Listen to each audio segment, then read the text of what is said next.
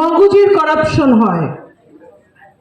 ঠিক আছে, যেই ছাত্র নেতারা আমাদের সামনে একেবারে নতুন নেতৃত্ব, তরুণ নেতৃত্ব, ফ্রেশ সাদা কাগজ ছিল, সেই সাদা কাগজগুলোকে রাষ্ট্রের যে প্রক্রিয়া আছে কি করলো, ফটোকপি মেশিনে ঢুকালো।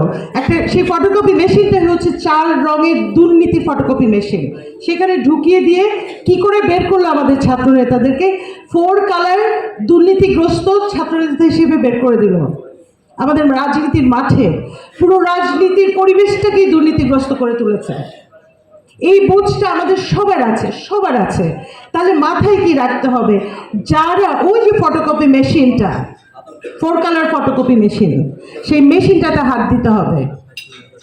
এইটাই একমাত্র প্রতিকারের উপায়, এছাড়া আর কোনো উপায় নাই। বারবার নতুন নেতৃত্ব আসবে, বারবার নতুন নেতৃত্বকে রাজনৈতিকভাবে দুর্নীতিগ্রস্ত করে তোলা হবে। কি দিয়ে?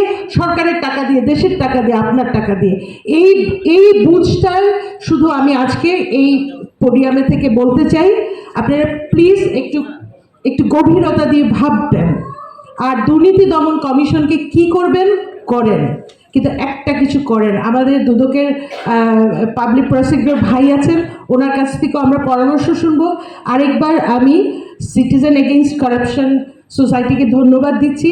আপনাদের কাজ যেন যত ধরনের সহযোগিতা পাবেন ইনশাল্লাহ আমার কাছ থেকে পাবেন, কিন্তু আপনাদের কাজটা যেন মাঠের কাজ হয়, যেন প্রতিফলন দেখতে পারি, এবং শুধুমাত্র মুখের কথায় যেন বন্ধ না থাকে, অ্যাকশন দেখতে চাই।